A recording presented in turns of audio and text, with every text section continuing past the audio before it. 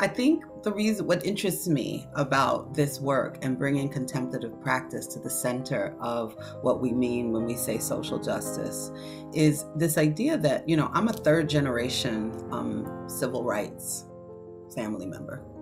What that means is that my grandfather did security for Dr. King, and my grandparents were very engaged in civil rights work during their time. They raised my mother to integrate schools. There was a lot of moving within systems that has come to me over the generations around what does it mean to deepen empowerment as a Black, African-American, Jewish woman. And so as I learned to have my inner meet my outer, that means that what I'm going through in the world, not allowing that to steal my joy, not allowing that to leave me not centered in the gift that I am to the world, the gift that I am to myself and to my family, and to allow my inner also to impact the outer, meaning that who I am inside remains gift, does not get off-centered, confused, or distracted by what I'm encountering in the world, even when what I'm encountering actually is racism. That has been a walk that has always been a part of who I am. I'm an anti-racism teacher and an anti-racism spiritual practitioner. That's how I identify in the world.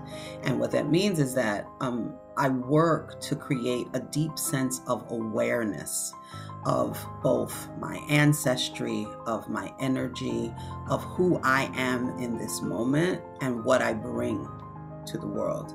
And before there's anything else, before there's anyone else, before we're talking about systems and structures and institutions, that is the beginning of the work. At what level of awareness am I moving through the world? That awareness brings me into communion and deep connection with others. Because if I can be deeply aware of myself as a Black woman, as a Jewish woman, as a woman, then I can also see where I'm in relationship with others and where I have a deep connection and a sense of community with other human beings based on what I know of myself. Now, some of that in terms of contemplative practice brings us together to do things like sit, right? To be in stillness with one another. But in that practice of quieting our minds, in that practice of centering ourselves, in that practice of being in silence, in that practice of meditation, what should be happening is it should be strengthening our core root of being able to move through the world with our own humanity intact and our ability to receive others' humanity similarly. So that practice itself, I know of, not just in terms of, learning it in sits with other people who practice contemplative practice through meditation. I know that because that is what my grandfather taught me they needed to do to be able to go down south and do voter registration. They had to be in that place of stillness. They had to be in that place of centeredness in terms of that this was about their humanity, that this was about love, because they were walking amongst human beings who did not have that sense of centeredness, who did not have that sense of love.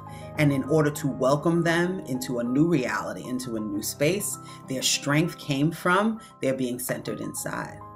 So I know that as a first-person story. And because I know that as a first-person story, I know before I go to do anything that that is my work.